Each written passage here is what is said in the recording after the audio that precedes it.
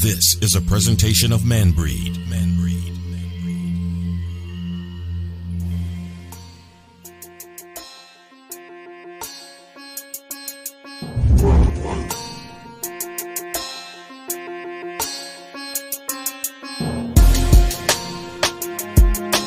Hello and welcome to MANBREED Live, where we believe to acknowledge a man is to understand all men.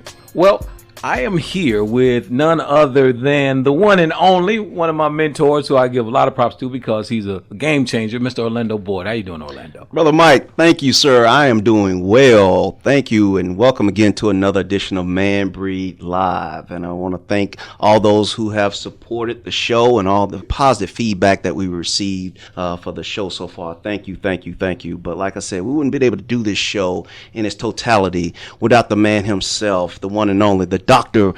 Thurman Webb. How you doing, sir? I'm good, man. Good to see you guys back at it. We got an interesting topic this week. I'm excited, and we have a guest here with us. Orlando, you want to bring her in, Absolutely. Right? I am so honored to have this young lady in on MANBREED Live. She is a phenomenal young woman, and she has been so gracious to join us today on MANBREED Live for this interesting topic. So I want to introduce licensed professional counselor, Miss LanJericha Finch. How you doing today? I'm good. Thank y'all for having me. I'm excited to be a part of the conversation. Amen. Well, Yes. We can go ahead and dig in. I think we have a topic that's going to be quite interesting today. And we're talking about being just friends. And I believe the subtext to that is, can a man and a woman who are attracted to one another just be friends? So whoever wants to chime in, we got a lot of great minds around the microphone. So let's get it started. You know, I like to really try to define like what type of attraction we're talking about. Okay. You know, in our later podcast or earlier podcast, we talked about different types of attraction, like to be someone we find attractive or someone who is attracted, and are we attracted to them? Friend dynamics are complex, and so there's really no blanket statement from my perspective on how that should go. Like, it is an individual dynamic between two people, but it can be tricky for the man, right? It's all about communication, those nonverbals, those verbal communication things. Like, how are you translating those into your perception of the interaction, right? We know as men how we pick up on certain things that women do. It'd be good to hear from the women, like, what do you pick up, right? Because, Mike might look at me and be like, yeah, man, I think she winked at me. She moved her head differently, I've been working with her for months, but I think, she touched my arm at the last meeting we was at. Man. I think Shorty trying to make a move, right? But that's not always the case. Yeah. And I think this conversation is going to be real beneficial because of the current climate we're in. Absolutely. We need to have it. Absolutely. That's absolutely true. And as you said, Doc, really defining the word friend, because we can have coworkers, we can have associates and those types of things, but what do we define as friends? So if you're saying just friends, how are we describing that? No matter if you're married, single, right, whatever it is, because a friend in its form is someone that you guys share equal thoughts, you can have communications, you can have a lot of different things that you do jointly. But there's a different realm from a person who you work around 8 hours a day, Monday through Friday, and you don't see them again. Right. So, that's a different thing. You don't call each other after work or whatever like that. Right. But in this day and age now, if you are friendly, then that would, quote, be a friend. So I guess we will need to unpack a little bit what is defined as a friend, because I think it is healthy, I don't care if you're single or married, to have, quote unquote, friendly people of the opposite sex. But if you're talking about being just friends, that's where we kind of will say where those lines are. Yeah. I mean, there are three categories for me personally. I have associates, I have friends, and then I have family. And like, my family is not exclusive to a blood connection, right? And then I have those friends, like I really don't have a lot of them, to be honest. Because if you are fortunate enough to enter into that friend circle, we family. But anybody else that I may be suspect of their energy, then we're associates. And I have to keep it that way. Now, I would be remiss if I didn't mention the fact that when it comes to the opposite sex, like I'm a little bit leery of that energy if it is not authentic. And so I really push them in the associate category because I'm married, right? But it would look different if I was single by far. But I do think it's possible for opposite sex to be friends, but you really have to mind that energy to make sure that it's not tainted. And sometimes that can be hard to do the more time that certain men spend with women. You use the word authentic. When you say if it's not authentic, how do you gauge that though? I mean, I think it's really about being honest about the things that you're picking up. But all relationships start with you, right? So the first relationship that you are in, like it starts with you. So if you haven't mind yourself to really understand who you are and that identity, then you got to work to really do that first. Because then you will explore any relationship that you have. And then that becomes problematic. So, Jericha, jump in. Talk to us about this whole thing about what a friend is, and can men and women who are attracted to one another just be friends? I think that men and women who are attracted to each other can be friends. I think the way when the dynamic gets complicated is when you're looking at if someone's in a relationship, right? If they're married, what that dynamic looks like in that relationship. What I found to be true for clients, for myself, is that dynamics change, right? And so what a friendship once looked like, as you transition into a relationship, into a marriage, oftentimes that dynamic has to shift. And always being mindful of what your intention is. If you're in a space where you're lonely or you're not feeling good about yourself, right? Even the dynamic of this long-term existing friendship might start to look different. And so always having to gauge and reevaluate the dynamic of the relationship and if it's crossing over into inappropriate things or not. So I think it evolves over time. Yeah, because I find it interesting, and I know that our married brothers can address this, that there are scenarios when I hear married couples say, well, sometimes my spouse is my best friend, but other couples I hear say, well, that's my husband or wife, but this is my best friend, and that best friend is of the opposite sex. I'm sure y'all have heard that before. Yeah. How does that work? Like my wife's best friend, he passed away in a drowning accident, but he was a male. Yeah. And it was a security thing for me. Like I was never intimidated by Jawan. Yeah. But there was a certain reverence and respect he had for me as her husband. And so like he made sure that any time that he interacted with her, especially after we coupled, that he almost, not that he needed my permission because I didn't ask for it, but that was just his respect for the coupling, that he came by way of me. Mm-hmm. And so I inadvertently, received a friend also. But see, all of that was established before I got there. And before we married, I really had understanding that if we didn't work out, it would be there after I was gone. But all friendships don't necessarily present that way, because some friendships have presented not on her half, but on my behalf, right? I've had female friends prior to us being together, and then after they found out I was with her, it completely changed, which let me know they had a different motive, ulterior motive for how this was supposed to play out. And then I've had girlfriends in the past who we're friends now, because the energy that we started with matured, and it is a much different energy now, completely platonic. Like we don't want anything from each other than well-being, and that's a human trait. Yeah. I think the problem that I see is that when people have insecurities, while we might not necessarily be the origin of the trauma, we trigger that trauma, and then those insecurities come up, and then they are just as much a part of the relationship as we are, and that becomes a problem. Yeah, I take on the aspect of, as we talk about all the time with MANBREED, is compatibility, right? Because most of the time when you have friends, they have certain things in common. That's a compatibility factor, right? And so one that would accept a person as a friend, albeit that no matter how much they're in contact with them, if they work around them, if they can be somebody you don't in a different city, you don't talk to them twice, 3 times a year, you still consider that person a friend, because when you pick up that conversation, it's going to be just like you hadn't left off. You know what I mean? Right.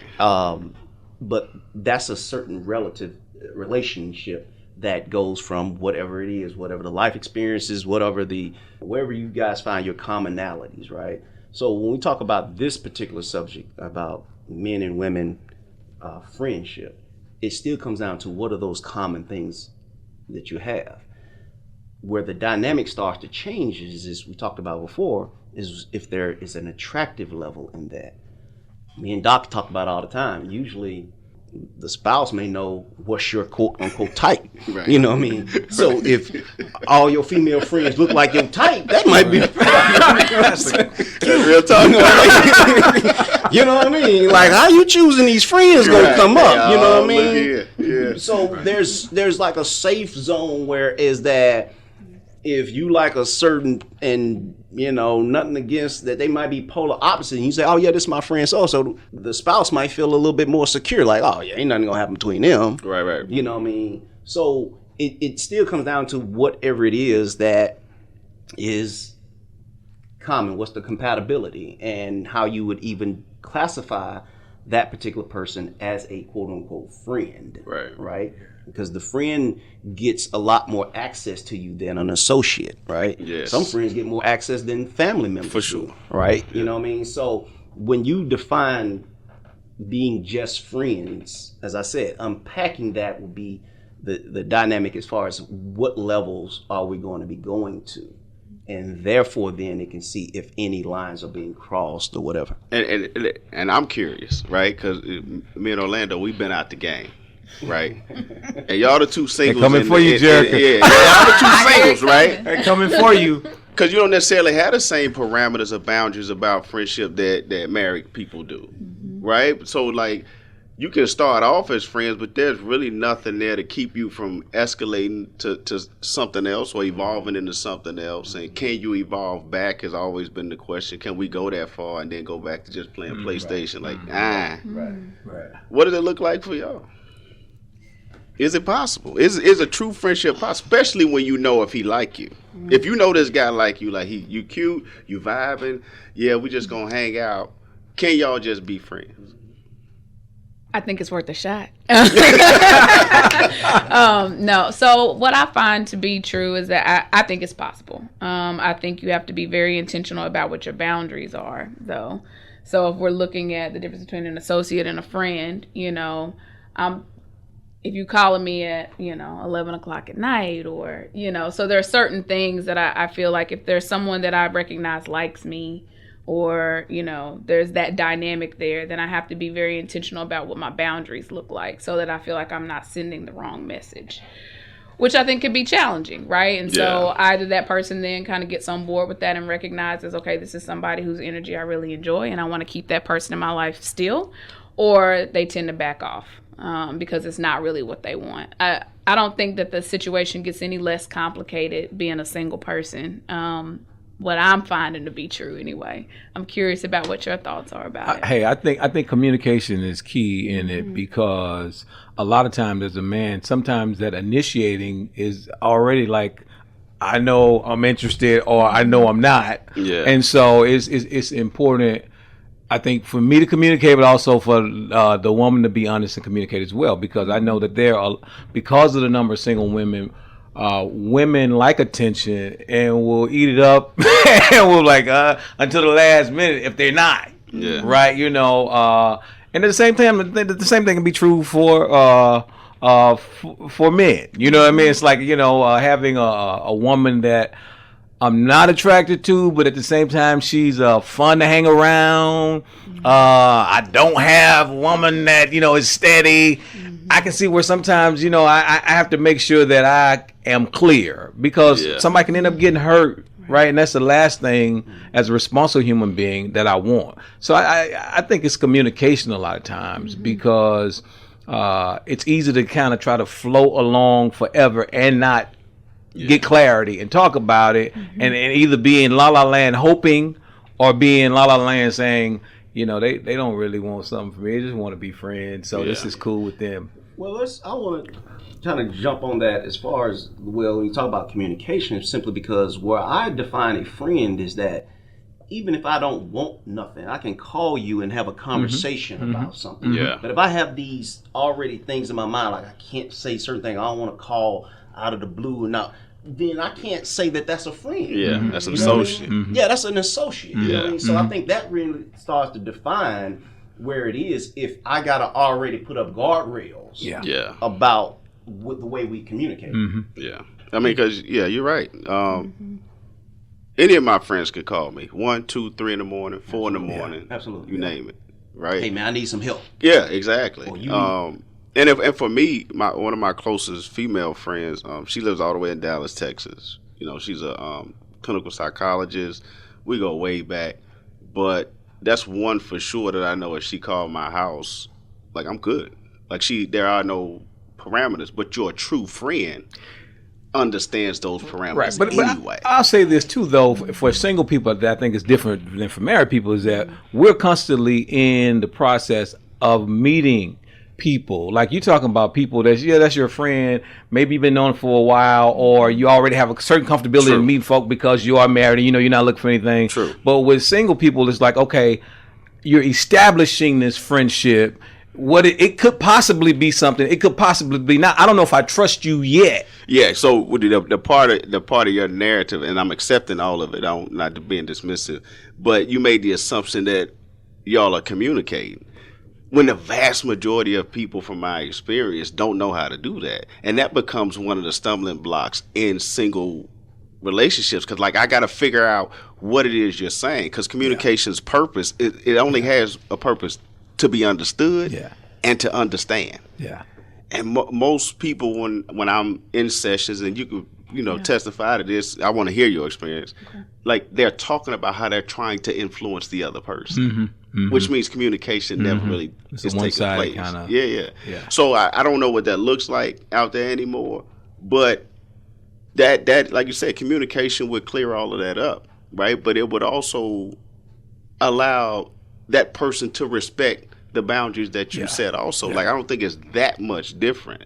We have a leg up because we got a sheriff behind us that's making sure those boundaries in place. Absolutely. And so much only space to add more new friends. Because you're going to have so much capacity to deal with so much. You know what I mean? So that's another thing. But share your thoughts, Jerry. Yeah, I think you're right. When I'm sitting down with clients, obviously communication is probably the primary issue in anything that we're dealing with.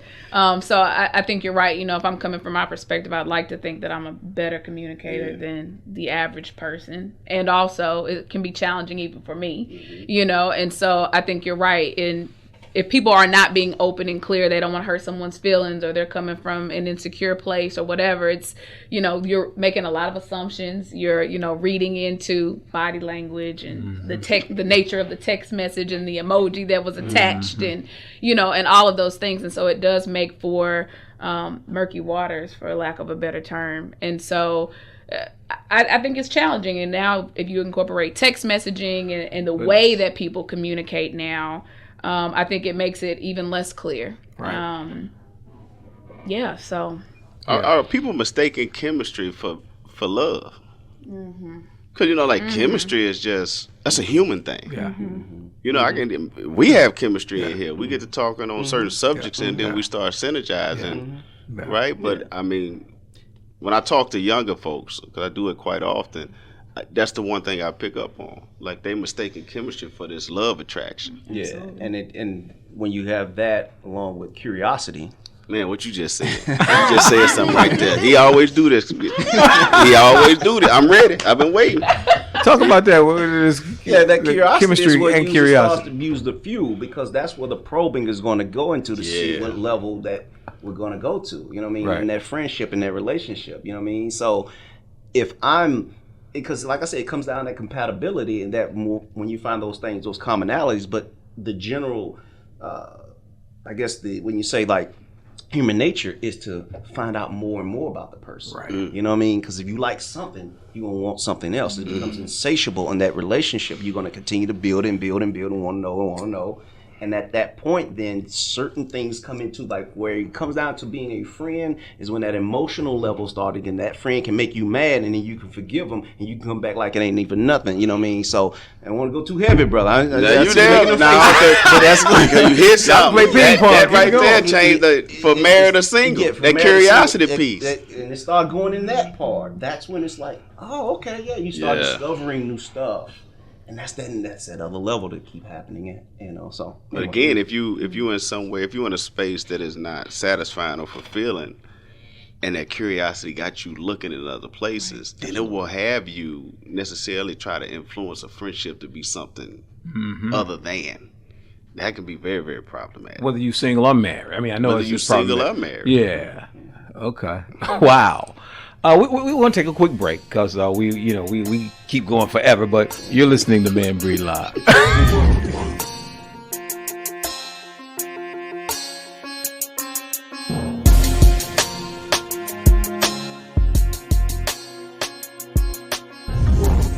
All right, we're back. You're listening to more MANBREED Live. We're talking about being just friends, and we're talking about how whether you're married or single, when you start developing this curiosity, you can get in trouble, or you can do some things. I say trouble. You can do some things that maybe you shouldn't do, or want to cross some boundaries. If the other person is willing, maybe you will. So I guess my question is, when people say things like men and women who are attracted to one another can't just be friends, is that just because we're not either wanting to or don't know how to exercise self-control? I mean, self-control is everything. Like, even as we talk about relationships, like I say all the time, the ironic part about relationships is they have nothing to do with anybody else. It's all about the relationship you have with self. That's one thing I teach my boys. If you ever ask them and you see them, you say, what are the keys to success? They will tell you patience, focus, and being able to control yourself. Like, the ability to control yourself is what sets you apart from every other species in the animal kingdom. And it really gives you what we call a high internal locus of control. So it gives you this idea that you have control over the outcomes in your life. And any type of relationship is the same way, right? And so you have to sometimes you have to draw those boundaries, because you could end up ruining a very, very beneficial friendship. Yeah. And for me, and I'm sure we all have examples of people who didn't know how to do that, and they messed up jobs, they messed up friendships, they messed up cars, houses, you name it. Why? Because of the self-control piece. And just because you can don't always mean you should. And so, that's, again, mind yourself. It's not always I'm going to eat. We eat to nourish ourselves. And so we need to make sure that we go after friendships and connections and relationships based on that same premise. Yeah. Right? And we never stop doing that. What say you, Joe? Well, I think from the woman's perspective, the self-control piece, but it goes back to that relationship with self that you mentioned, right? Because oftentimes what I find as I'm working with people is that they're coming from a place of insecurity, right? Wanting to be validated. And so even if you recognize that this might not be the best idea, right, to move in a different direction with this friendship, my need to be validated, my need to be accepted, my need not to feel lonely, right, to feel good enough, then leads me towards making that decision, and then you're, looking back and possibly regretting losing that friendship or not being able to go back to the way things were. And so again, you're right, it goes back to that relationship with yourself. And am I at a place where I feel good enough about me that I can make a decision that's not coming from, I talk about emotion mind, it's not coming from my emotion mind place, right? And it's coming from a very grounded, centered place. And most of the time, we're not doing that. I wonder, Orlando, how the breeds play in this in terms of setting boundaries, exercising self-control, being able to be in a place that's not always emotional. Which breeds are better at that? Okay. So how it works with no matter what the breed is for the general part of men, it's still what I say when you come into the friendship, it's still into the hierarchy of where they already have their friends, right? So if and I guess another way of putting it, like you think about animals, right? And especially dogs, since MANBREED is kind of a derivative of the whole dog dynamic, right? So usually there's an alpha and there's an omega and everything like that, but you can't have too many alphas in your friend dynamic, right?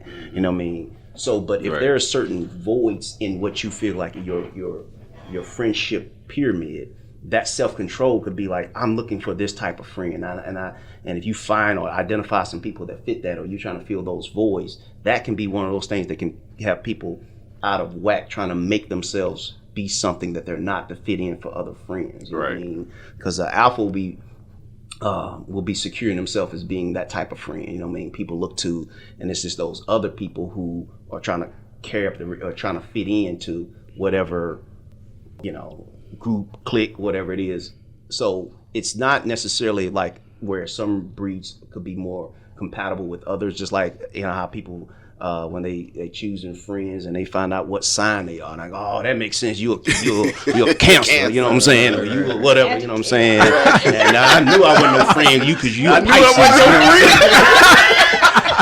Knew this was going to happen. You know what I mean? I knew all that. You know what I mean? So similarly, with maybe certain breeds of men may be a little bit more, like, for example, some competitive breeds. If men have a certain part in their life, they may not be in a space where they're not going to be as compatible in certain friendships or whatever like that. And in their attempt to come after or want to be in a certain groups or whatever, force themselves, they're not naturally themselves. Right. So that's another part of where it comes into self-control. Instead of being yourself in the friendship, you should truly be yourself. Yeah. And then when it comes to the opposite sex, therefore then sometimes they're taking it to another extreme because they want the friend to be what they want the friend to be.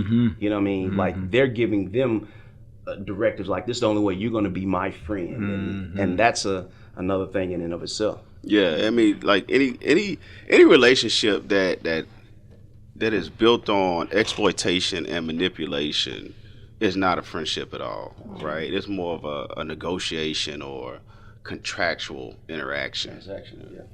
So like you mentioned, that the alpha breed of man, like he may surround himself with individuals where he's the smartest one in the group. So everybody in the group constantly has to look to him for the information, while more of our labradoodle breed of man, like, he may constantly need to be underneath the alpha female, right? Because he can't hold that position. So, but again, those type of relationships would be built on the idea that externally I need something to provide for what I don't have internally. Right. And so those type of friendships are not friendships at all. They're more exploitive interactions. And so we got to be, aware of that. Let's talk about that, because I think it was a few years back and people started talking about things like friends with benefits. Yeah. Is that what you're talking about on some level too? Because is that even I won't say that's not a friend at all, because maybe they are friends, but they got benefits. Talk about that. Let's be clear on that. Let's talk about that. And it's happening so much, in my opinion, in society today. Like, words like friend and love are getting a bad rap because people are turning around and they're putting the wrong definition under it. Right? And so that's not what it is. That's your hookup buddy. Just call it what it is. But that's not your friend. That's somebody you have an agreement with. But if you don't have that, then you don't have the friendship, then you never had the friendship, right? Yeah. So, I mean, like, those type of things for me, because I'm so big on the energy that words give, like, I don't buy into the friends with benefits. I don't buy into lustful interactions that you want to call love. Like, I'd rather you just call it what it is, because then it's easier to find solutions or to allow you to sustain what you really want. Just call it what it is. I think it also boils down to people really understanding what intimacy is, right? And I think oftentimes people don't know what that is, and they think that hookup or that interaction is what intimacy is, right? And so it must be a friend, right? And so if I can identify or learn what true intimacy is and create a different definition of that, I think the phrase friend with benefits wouldn't even sit well in your mouth, Right. But oftentimes we're not taught, growing up, what that looks like. or we maybe haven't seen that modeled for us. And so, I think it's also just educating people about what true intimacy is and connection, because I would define friendship as a connection, right? Now, go ahead. No, Well, I was going to add that just like we talk about in relationships, that you have to put in the work. And in friendships, you got to put in work. And a lot of people don't want to put in work. Yes. Fundamentally. So that's an easy way out. People are always looking for the easy way. So to be able to have these different classifications and give that counterfeit friend, that counterfeit love, which is lust and associate, you know what I'm saying? That's all it is. And just putting a new label on it, as Doc said, it's calling it a friend. But the reality is that that's the lack of people wanting and needing to put in the work to make it happen. Because as friends, sometimes you don't want to take that phone call, Right. 3 o'clock in the morning, a friend needing your help, or you got to be that ear for them when they're going through or whatever like that. It takes some work. It takes some of that. And so a lot of times people are looking for those easy, convenient swinging doors that, hey, listen, that's just, that's what it is. Well, let's talk about that, because I think we live in an age where if you say friend request and somebody accepts it, they're thinking, okay, on some level, you're my friend now. And a lot of people don't know how to maybe develop friendships sincerely or other, whatever the case may be. Yeah. So how do you all, as counselors, kind of help people move forward from not having, let's say, the skills to become friends? So one, I think it's being able to talk to people about what a healthy relationship consists of. It's really starting with the basics there, because oftentimes our idea of what a relationship's supposed to look like is skewed. And being able to identify that a friendship, right, any kind of healthy relationship is give and take. And so if I'm coming into it with the perception that, you're supposed to be meeting my needs, right, and all I'm worried about is myself, well, okay, that dynamic is off from the get-go. And so it's helping people to really be able to understand that there's a give and take in a friendship, and how are you showing up for that friend if you really truly want to develop this authentic, long-lasting connection. And I think oftentimes we're looking to people to meet those needs, fill those voids, and we're not really thinking about what we're giving back. Yeah, and I think it goes back to what Orlando said, like the work you're putting in. Sometimes people will cast the label of friend on you so they can access your resources, right? But they don't really consider the intimacy of a friendship. Right. They just want the access to the resources. And so it goes back to what Orlando was saying. Like, if you put in that work, it takes work. Right, so you necessarily, y'all should win together. You should lose together. You should be mad at each other at some point. Why? Because you shouldn't always agree. I had a wise woman tell me that. She's like, "Hey, that's your friend?" I'm like, "Yeah." Y'all ever argue before? I'm like, She said, "Y'all ain't friends." Right? She was like, because at some point y'all should be able to have a rough conversation and come back together. That's going to test the integrity of the bond.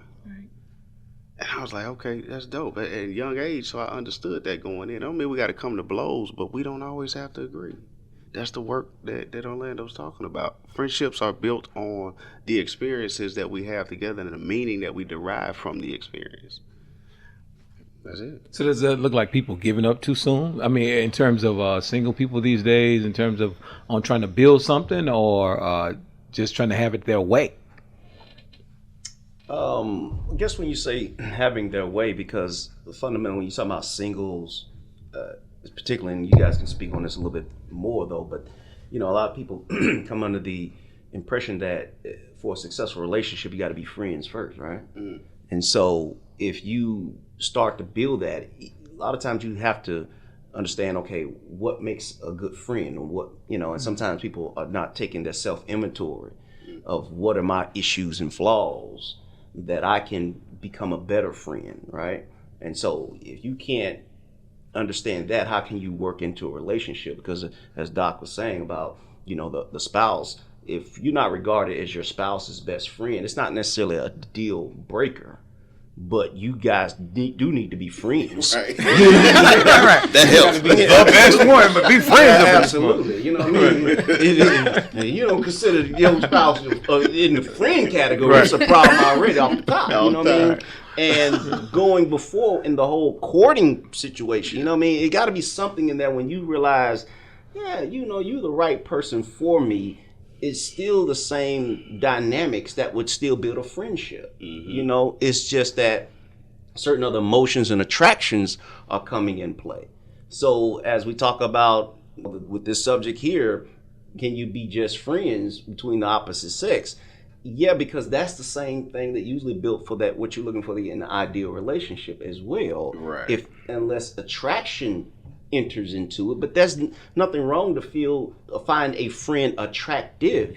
As I said before, it's when the ED is put on and you become attracted. It's a problem. Then it becomes something else. Yeah. Because there's also this dynamic, at least I've heard, and we're running out of time. I hate this because this is a great topic. Where I see where couples have been together, and then when one decides they're kind of out, they may say, well, you know, but we can still be friends. And then the other one's like, no, if we're not going to be in a relationship, I don't want to be your friends. In that scenario, are you all suggesting that they were never friends at all, or is that completely different? Nah, I mean, in those type of scenarios, there's so much that has been intertwined, right? And there are different emotions that have been intertwined in there as well.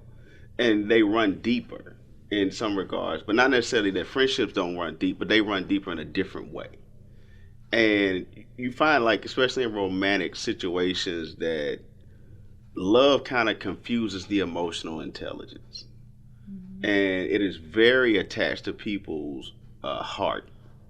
And that is a prized possession for a lot of individuals. And so, the emotional hurt becomes a physical hurt, right? Because in some shape, form, or fashion. Those type of experiences can be traumatic. That's not to say that people can't be together, they can't divorce, and they can't be friends after the fact. But in those type of relationships, there's a lot of transactions that take place emotionally that decrease the probability in some cases for that to happen, right? Because for individuals to move on and to engage in other opportunities for relationships, that necessarily decreases the probability of that friendship also, right? When you want to respect the energy. That's a whole nother conversation that needs to be had with your new partner and your old one. Right. It's a lot of work. It's a whole lot of work. Yeah. And Jericha, what are your thoughts on that?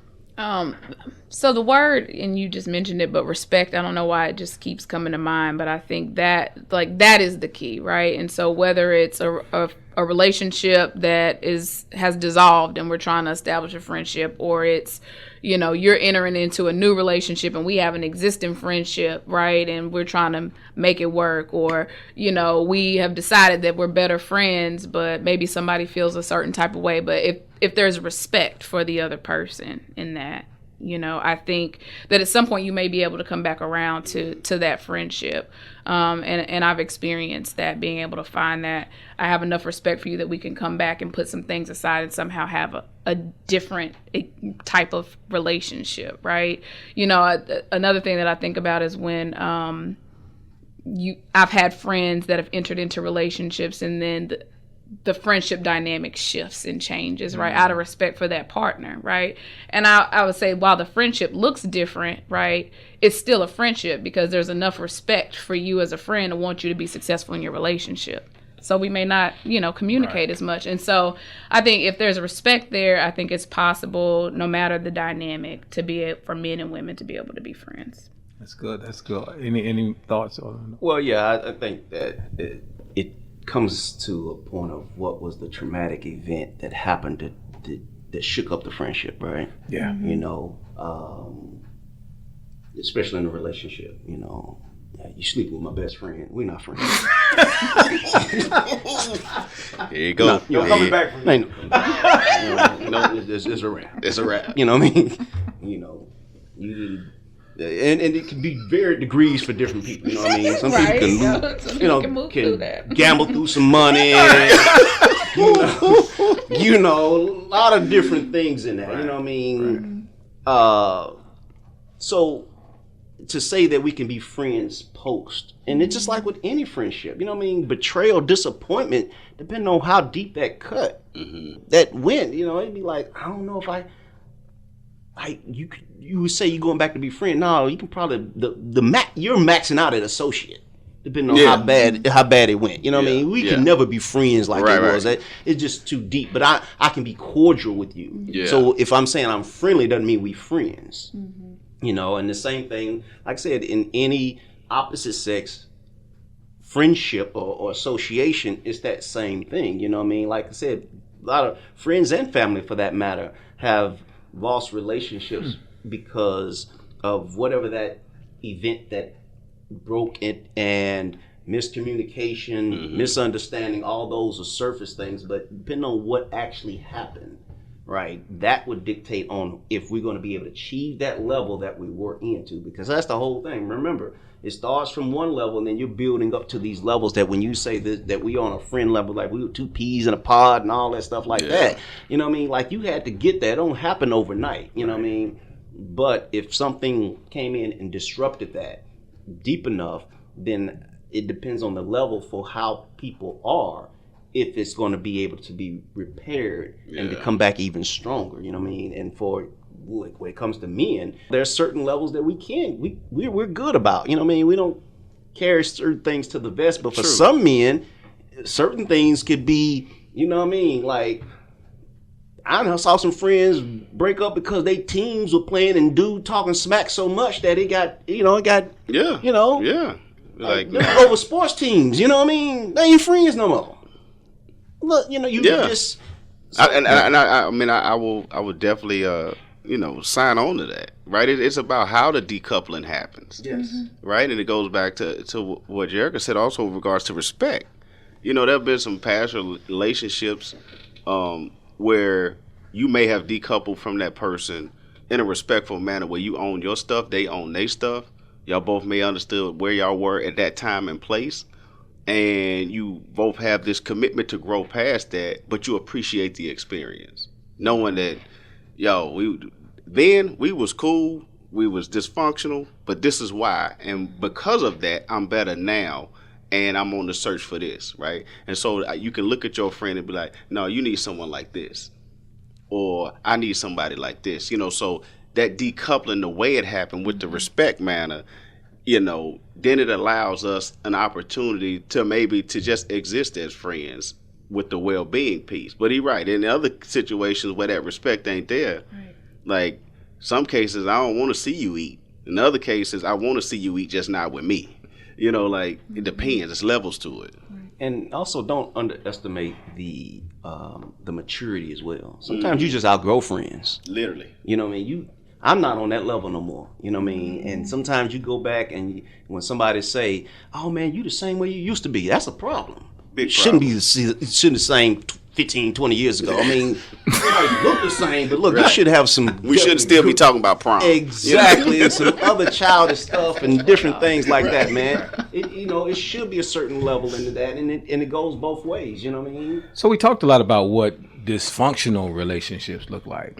But I'm sure people want to know, as I do, what does a functional one look like? How do you build a friendship if I'm on a track where I continuously build dysfunctional relationships or friendships because I think I know what love is, but there's really chemistry. I want to be in a relationship, but they always mess up. How do I build something functional, especially if I don't know and I know what's not working? I mean, I think you kind of you started in the right place. It's hard to build a functional relationship or friendship where you don't have a functional relationship with yourself, right? So I'm constantly telling counselees, like, you're concerned with securing the bag, but you're insecure. So, like, how do we get in a place to have a functional, healthy friendship? First, we have to be functional and healthy, right? That's not to say that we're not going to encounter obstacles that will put us at a deficit or be a trial or tribulation. But at the end of the day, we get advice from our friends, and advice is simply information. And so we cannot exploit it. We cannot manipulate it. And in some regards, I kind of follow Rummy when he says that all expectations end in some sort of disappointment at some point in time. And so I've noticed that my really close friends, I just allow them to be who they are. And I see the value in that, right? Now, that's not to say that I don't see other people as they are, but they're not necessarily my friends, because that's not how my friend ideology goes. So my close friends, I know exactly who they are. So very rarely do I get disappointed, because I only expect them to be them, right? I expect them to be exactly who they are. So they never really let me down. So I never, and the problem comes in when I expect them to be something they're not, then they never meet that, then I'm always disappointed, right? But I know who to call when it's time to move, right? And I know who to call when the rubber meets the road, like who I can call to say, hey, come ride with me, without them knowing the reason why they need to come ride with me, right? They just say, okay, come get me. Now we'll have to talk about it on the way, but I don't have to give them a preamble to taking the action. And all of that is based on trust. So like sometimes the best friendships, they take time. Organically, they have to happen. You cannot fast track that. You have to have some experiences that shore up the policies and procedures that their mouth have sold, right? So you got to have something to juxtapose against that to say, okay, your word is bond. Now, there may be some experiences where you actually see someone's action before you hear their words, and that will create the bond, right? Because you like, they are who they say they are because I seen it, and that's how I met them. And so like your first priority when looking to build an intimate and close friendship is to first be honest with yourself, be honest with what you're seeing, and then trust what it is that you see. Do not idealize it or romanticize it. Just let it be what it's going to be. And then see if that fits into your ideology or definition of friendship. I point back again to compatibility, and a lot of times when you're building a friendship, how that person complements you, right? Because a lot of times, let's go back again about the hierarchy of friends and things like that, or how it's built, is that a lot of times people don't have in their circle people who are almost identically alike, unless that becomes an out of balance kind of association. But typically people want the balanced level in their friend. Can I call on you and you can call on me? Because when it's a person that's always sucking out of you, is that really a friend? And then is that really a healthy balance for you? A lot of times when people are seeking new friends, it's because add some other balance. Maybe if there's an outgoing person and everybody's introvert and all this stuff like that, it kind of adds a balance if we're going to do more social things, right? So that's kind of where, when you talk about how to build, is understanding and in of yourself, like, okay, in my friendship, what am I looking to get out of it? And what am I looking to provide as well for somebody?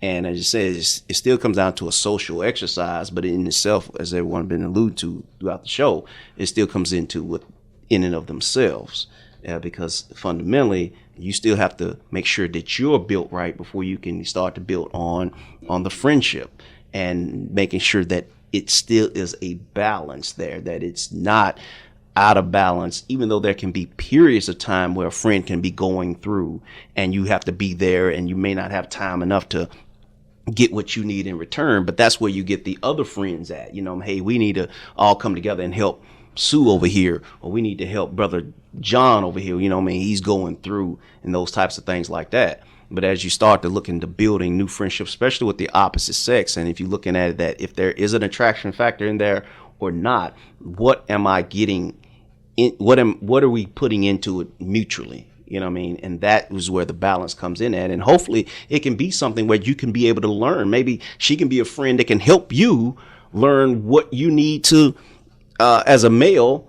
Hey, what am I doing that I need to know more about that I can attract more males? And the same thing with the female, like having that male friend can add that balance of, hey, what are men looking for? What do I need to do? If you were give you that other perspective, and that's the side that bringing that balance back together. So that's where you look at, and when you're looking to build anything fundamentally, you got to have a great foundation to make sure all the support is in place, and then it'll stand. You won't have any problems with a weak foundation, or when a hurricane or something traumatic event come through, it won't blow down your friendship. You can it'll come back and it's easy to build back.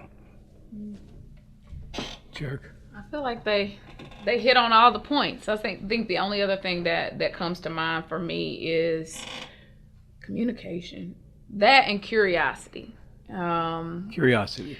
And so I think about curiosity because if I'm really trying to get to know someone, and I think about this as building new friendships, right? You know, if I'm really trying to get to know someone and identify if it feels like a good fit as a friendship, I got to get to know you, right? I got to get to know what makes you tick. What are things that you struggle with? What are things you're passionate about? What are our common interests? You know, and so having curiosity, I think that's something. Oftentimes we go into friendships, and I see this as someone I can unload on or talk about my stuff with, and there's not an opportunity for me to really try to understand and get to know the person on the other side of the table. And so, you know, having some curiosity, and then also as we're getting to know each other, you know, being able to communicate if something, you know, hey, we were supposed to get together and I didn't hear from you, you know, and kind of upset me. What's going on? You know, being able to have those conversations and not taking things personally, but just recognizing that as you're getting to know someone, there's going to be times when we might argue or not be on the same page. And that doesn't mean that this isn't a worthwhile relationship to have. Yeah. And echoing on that part about that curiosity and that communication, don't take the curiosity and looking all through their Facebook pages and Instagram and think you know them, you know, just by those pictures, you know what I'm saying? Yeah. That's not giving you a full scope of it.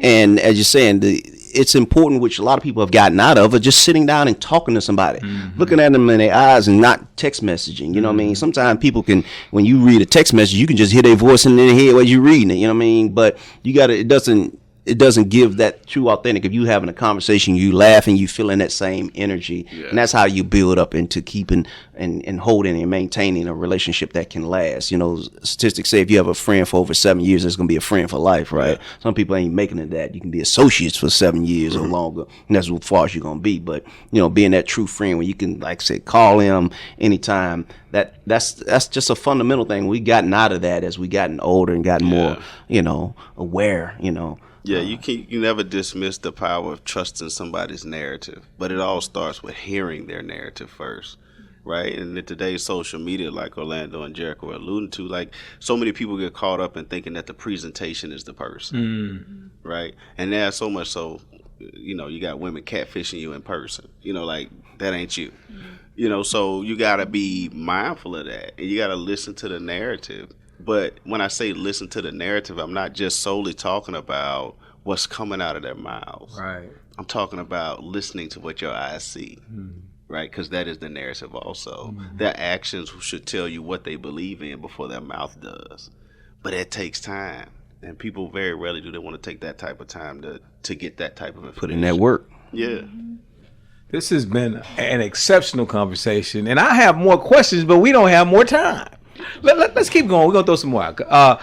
I wanted to talk about, especially since we have Jericha here with us tonight, this whole concept of the friend zone. And I know that maybe sometimes brothers put women in the friend zone, especially married men. Y'all have to, I'm sure, put sisters. Oh, yeah. But from a woman's perspective, what that looks like, what that is, and when you activate the friend zone. The friend zone. And don't forget when you activate. I think you activate it when you recognize that you're not romantically interested in that person. If you're a good communicator, right? And you feel comfortable enough to do that, because typically that's followed up with some questions. And so, you know, there's that. But I think very early on, women know whether or not you're going to be in the friend zone or not. I think what the confusing part is that that's not always being communicated very clearly. And so working on being able to be more transparent in these dynamics and being able to say, while I think you're a great guy, I enjoy hanging out with you, I want us to just be friends, and allowing that other person to make the choice whether or not he wants to just be your friend or not. And oftentimes we don't want to lose that person in the capacity that they already exist, and so we just choose to not be clear.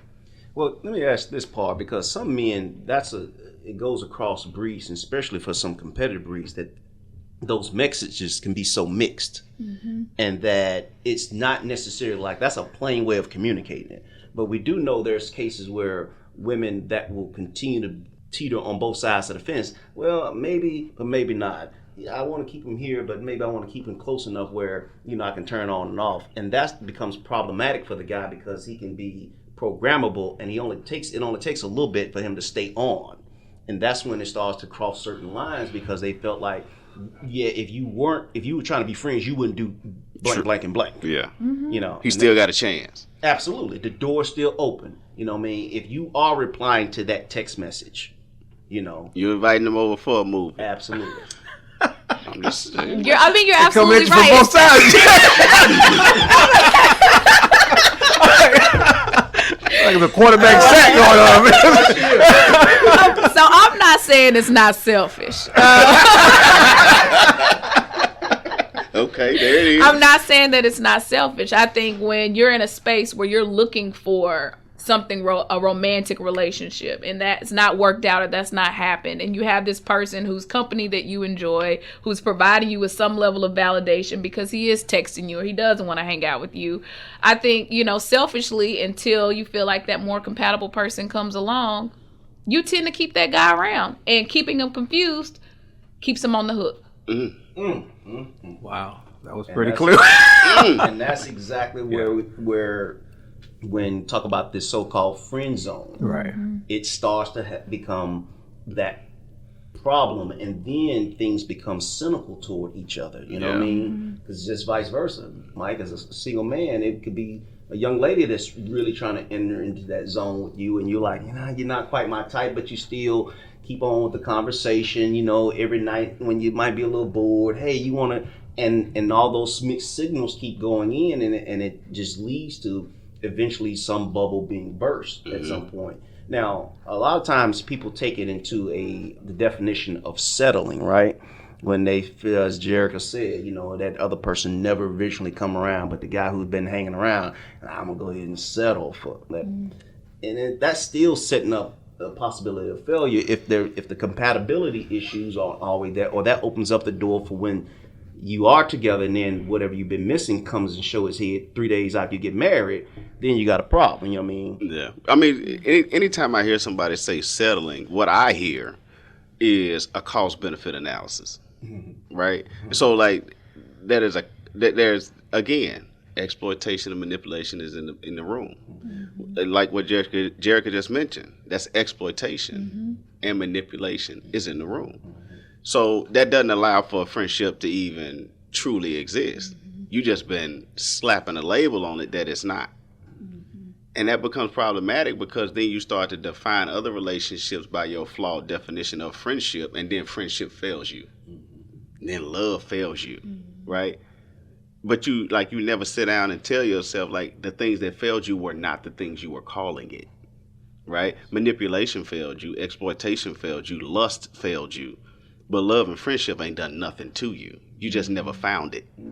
Or you shunned it away. So again,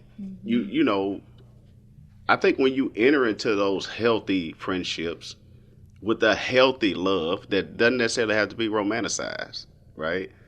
Then they work out for you. They have a way of working in your favor. But too many people idealize or romanticize friendships based on something they've never experienced, and they get it all convoluted. Talk about that, because you said shun it away. And sometimes it seems like, as a single person, maybe sometimes I feel like, even though I don't like to own up to it, that maybe the ladies I keep at bay are maybe the ones I need to spend more time with. The ones that I kind of go after are the ones that I may not really need to be going after anyway. Listen, I'm going to let Jericha have this, and then Orlando, your broker, I'm going to let him have it next, right? But I've said before. Listen, I've said before. We all have to learn how to make decisions in our own best interest. Yeah. And we do that by isolating ourselves and learning who we are, like I just said earlier. That's not to say that you don't, but like it is harder than you ever imagined and easier than you ever thought at the same time. right? Because when you start to mind yourself, then you know what nurtures you. And that's you nurturing you, not anybody else, right? Because you are a self-sufficient being that exists in a space, and all you have is all you need, right? And so you have to operate from that standpoint, but it allows you to make healthy and functional definitions about the things that you like to interact with, right? You got it, Doc. Go ahead. Go, Jericha. Go, Jericha. So I feel like I'm always dealing with women who are going after men that they know good and well. It is not the healthy person for them. It's a repeated pattern. And it's coming from this place of insecurity. I need to feel good enough, so they see this man as someone they can conquer, or get to right, someone that's out of reach, and if I can just get this person to love me, then that means that I'm good enough. I think it goes really deep. Typically it goes back to some dynamic earlier in your life. It just does. But oftentimes, so we're going after that thing and we're recreating this dynamic where we're never satisfied, right? Because that person doesn't meet our emotional needs, or there's something else. They look good on paper, but they don't meet those true needs. So then we're never satisfied in that relationship. And then we're going after the next person that's like that person, thinking it's going to be something different. So if I can recognize what I truly need, right, and I learn how to give it to myself, right, then I can make a really educated decision about who's going to be the best fit for me. That's good. Yeah. That's real good. Yeah. Absolutely. And that's what I've been saying all the time about MANBREED, is about compatibility. I mean, people want what they want and kind of sometimes ignore the needs what's right for them. And a lot of times people get this facade about what it looks like through social media, movies. That's what it's supposed to look like, what their best friend has, or I'm like my friend, so that's what I need. And you could be, like, we talk about this whole friend dynamic. You could be friends with somebody, but y'all don't have everything in common. You're not exactly alike. So why do you think that same type of dude that she may have or he may have is right for you? No, you got to make sure what's right for you, and it doesn't come in the same looking package. Right, it comes differently, and that's what confuses people and give them this false sense of what it should look like. And then let me hold out, let me filter through some of these other people because they ain't quite measuring up or whatever like that. But as Jericha said, if you come in and understand what your needs are and how you assess them in and of yourself, then it's easier for you to find what's compatible for you. From the male standpoint, especially as we talk about and breaking down each breed of men is distinctive. You know what I mean? It's not about a temperament or anything. It's just about what they usually are made of, what their tendencies, what their characteristics are, those types of things like that. And it gives you a better sense of success of what you could be more compatible with. Because if you're one way, and the person, but you can still like what you like. When you keep going through the same thing, because you keep going after that same type of guy, you got to understand that same type of guy is not compatible with you, baby girl. He's not the one. That type is not the one. But Charlie that worked down at the gas station might be, but you ain't giving him the time of the day. He would fit every need for you like a glove. Right. Charlie been friend zone. Charlie been in the friend zone. Charlie been in the friend zone for long. Can't get out. Charlie would drive all the way to Antarctica on a tank of gas to come help you out, but you won't give him time of day. You know what I'm saying? Got him locked in the friend zone. Man, he locked in there. But he's still coming at it though. That's that dedication and determination. Right, all that you've been asking for. Charlie got it. Absolutely. That's good stuff.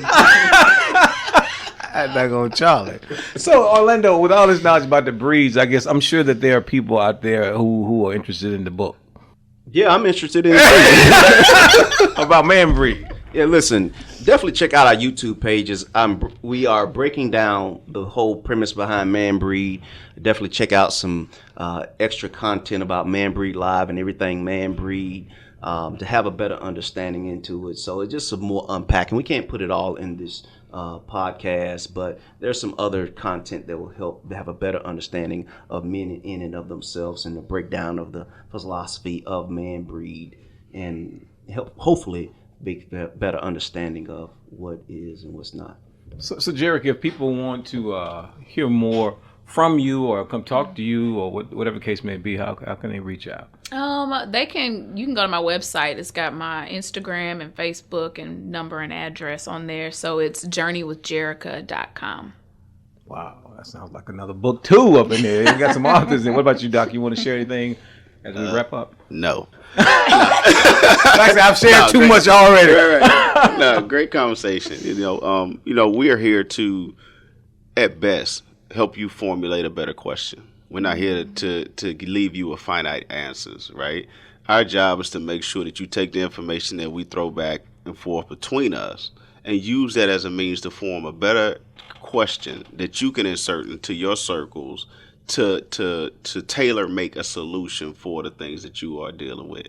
And so, we're giving you the male perspective, and we thank Jericha for coming in and giving us some insight from the female perspective. But at the end of the day, it is the human perspective that we are invested in, right? That's right. And be sure to drop us a comment and hit us up on Instagram.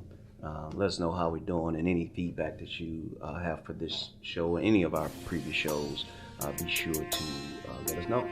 You've been listening to MANBREED Live, where we believe that to understand a man is to acknowledge all men.